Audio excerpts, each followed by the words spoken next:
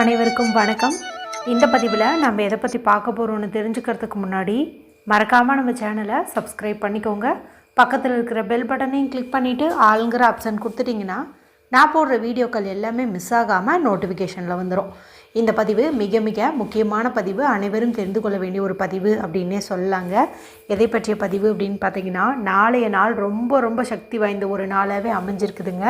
நாளைய நாளை நீங்கள் சரியாக பயன்படுத்திக்கிட்டீங்க அப்படிங்கும்போது அத்தனை விதமான கஷ்டங்களும் தீரும். குறிப்பாக கடன் பிரச்சனை அப்படிங்கிறது கடல் அளவு இருந்தாலும் எல்லாத்தையுமே அடைக்கக்கூடிய அளவுக்கு உங்களுக்கு பணம் வந்து சேரும். ஏதாவது ஒரு வழியை வந்து உங்களுக்கு பிரபஞ்சமானது காட்டி கொடுக்கும் அப்படின்னே வந்து சொல்லாங்க. அதன் மூலமாக நீங்கள் நிம்மதியாக பீஸ்ஃபுல்லாக வந்து வாழலாம் அப்படின்னே சொல்லலாம். நாளை நாள் அப்படி என்ன சிறப்புன்னு பார்த்திங்கன்னா, நாளை டிசம்பர் மாதத்தின் 9ஆம் தேதி கார்த்திகை மாதத்தின் 23ஆம் தேதி நிறைஞ்ச செவ்வாய்க்கிழமை. செவ்வாய்க்கிழமை அப்படிங்கிறது முருகப்பெருமான் வழிபாட்டுக்கும் அவங்கள அதிபதியாக கொண்ட செவ்வாய் பகவான் வழிபாட்டுக்கும் ஏற்றதொரு நாளாக கருதப்படுது. இந்த நாளை மேலும் விசேஷம் சேர்க்கும் விதமாக நமக்கு கார்த்திகை மாதத்திற்குண்டான தேய்பிறை பஞ்சமி திதியானது இருக்குதுங்க. நம்ம வாழ்க்கையில் இருக்கக்கூடிய தீர வேண்டிய தேய வேண்டிய பிரச்சனைகள் எப்பேற்பட்டதாக இருந்தாலும் அது எல்லாம் தவிடுபொடியாக்கக்கூடிய சக்தி இந்த தேய்பிறை பஞ்சமிக்கு வந்து உண்டு. அது மட்டும் இல்லாமல் உங்களுக்கு எதிரி தொல்லை அதிகமாக இருக்குது, யம பயம் இருக்குது, மேலும் செய்வினை இது மாதிரி ஏதாவது வச்சுருப்பாங்களோன்னு ஒரு பயமாக இருக்குது அப்படிங்கிற மாதிரிலாம் மைண்டுக்குள்ளே ஓடிட்டு இருந்துச்சுன்னா கண்டிப்பாக இந்த நாளை வந்துட்டு நீங்கள் பயன்படுத்திக்கோங்க. இந்த பஞ்சமி திதிங்கிறது வாராகி அம்மன் வழிபாட்டுக்கு உகந்த ஒரு திதி அப்படின்னே வந்து சொல்லலாம். இது நமக்கு இன்று இரவு 9:52 அப்படிங்கும்போது தொடங்குதுங்க. இது நாளை இரவு 8:41 வரைக்கும் இருக்குது. இப்போ நான் சொல்லக்கூடிய இந்த ஒரு பரிகாரத்தை நீங்கள் நாளைக்கு காலையிலிருந்து இரவு 8:41 எப்போ வேணாலும் செய்யலாம். நல்ல பலன் நிச்சயம் அப்படின்னே சொல்லலாம். அது மட்டும் இல்லாமல் நாளைக்கு இன்னொரு அற்புதமான ஒரு சேர்க்கையும் வந்து இருக்குது. இது குறித்து நாம் அடுத்த பதிவில் வந்து பார்க்கலாம். சரி, இப்போ நான் சொல்லக்கூடிய இந்த பரிகாரத்தை வாராகி அம்மன் வழிபாடு செய்யும் பக்தர்கள் தான் செய்யணுமா?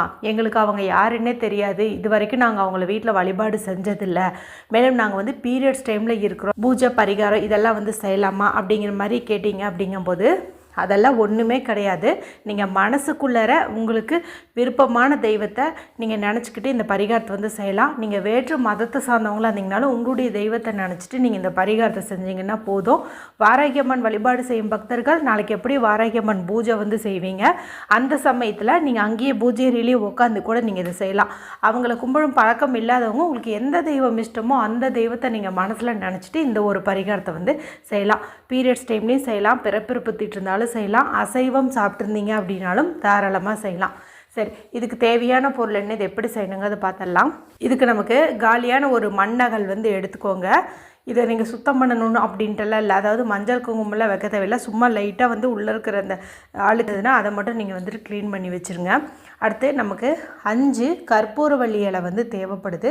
இந்த கற்பூரவள்ளி இலை அப்படிங்கிறது நம்மளுடைய கஷ்டங்களை போக்கி நல்ல ஒரு பண வரவை கொடுக்கும். அதே போல் வீட்டில் அதிகப்படியான நேர்மறை சக்திகளை ஈர்ப்பதற்கும் இந்த இலையானது உதவும். குறிப்பாக பஞ்சமி திதி நாளில் நம்ம கற்பூரவள்ளி இலையை வச்சு செய்யக்கூடிய பரிகாரம் கைமேல் பலன் கொடுக்கும் அப்படின்னே சொல்லலாம். தொடர்ந்து 1.5 வருஷத்துக்கு மேலே நம்மளுடைய சேனலில் பஞ்சமி திதி நாளில் கற்பூரவள்ளி இலை பரிகாரம் வந்து சொல்கிறது வழக்கங்க. நிறைய பேர் செஞ்சு நல்ல பலன் கிடைச்சதாகவும் கமெண்ட்டும் வந்து ஷேர் பண்ணியிருக்கிறாங்க. நீங்கள் இது வரைக்கும் செய்யலினா கூட இந்த முறை சக்தி வாய்ந்த செவ்வாய்க்கிழமை நாளோடு வரக்கூடிய பஞ்சமி திதியில் நீங்கள் செய்யுங்க. உங்களுடைய கஷ்டங்கள் எல்லாமே வந்து நீங்கும். மொத்தம் 5 இலை ஏன் எடுத்துக்கிறோம் அப்படின்னு பார்த்தீங்கன்னா, பஞ்சமி திதிங்கிறது அமாவாசை மற்றும் பௌர்ணமி முடிந்து வரக்கூடிய 5வது திதி. அதனால தான் 5ங்கிற எண் வந்து ப்ரிஃபரன்ஸ் கொடுக்கப்படுது. அதுக்காக தான் 5ங்கிற எண்ணிக்கையில் நம்ம இலையும் வந்து எடுத்துக்கிறோம். இல்லை உங்களுக்கு ஒரு இலை தான் கிடச்சிச்சு அப்படின்னாலும் பிரச்சனை கிடையாது, 1 கிடைச்சாலும் ஓகே தான். அடுத்து பச்சை கற்பூரம் வந்து எடுத்துக்கோங்க. இது வந்து ரொம்ப பெருசாக இருந்துச்சு அப்படின்னா 1 மட்டும் போதும். இல்லை கொஞ்சம் சின்ன சின்னதாக இருக்குதுங்கும் போது ஒரு 4-5 நீங்கள் எடுத்துக்கிறது வந்து சிறப்பு. அடுத்து நமக்கு 5ங்கிற எண்ணிக்கையில் கிராம்பு வந்து தேவைப்படுது. கிராம்பு ஏன் நம்ம பயன்படுத்துகிறோம் அப்படின்னு பார்த்தீங்கன்னா, இது பண வரவில் இருக்கக்கூடிய தடைகள் இருக்குது இல்லையா, அந்த தடைகளை எல்லாம் வந்து நீக்கும், வீட்டில் இருக்கிற துஷ்ட சக்திகளை வந்து துரத்தி அடிக்கும் அப்படின்னே வந்து சொல்லலாம். நல்ல மொட்டோடு இருக்கிற மாதிரி முழுசாக பார்த்து ஒரு 5 எண்ணிக்கையில் வந்து எடுத்துக்கோங்க. அடுத்தது ஒரு சொட்டு நெய் வந்து எடுத்துக்கோங்க. நெய் இருந்துச்சுன்னா பயன்படுத்துங்க, இல்லைன்னா பரவாயில்ல விட்டுருங்க. இப்போ நான் சொன்ன இந்த பொருட்களை எடுத்துகிட்டு உங்கள் வீட்டில் ஹாலில் வந்து உட்காந்துக்கோங்க. உட்காந்துட்டு ஏதாவது ஒரு பெரிய பிளேட் நீங்கள் எடுத்துக்கிட்டிங்கனாலும் ஓகே தான், சில்வர் பிளேட்டாக இருந்தாலும் ஓகே தான். இப்போது அந்த பிளேட்டுக்கு மேலே இந்த மண்ணகலை வந்துட்டு நீங்கள் வச்சுக்கோங்க.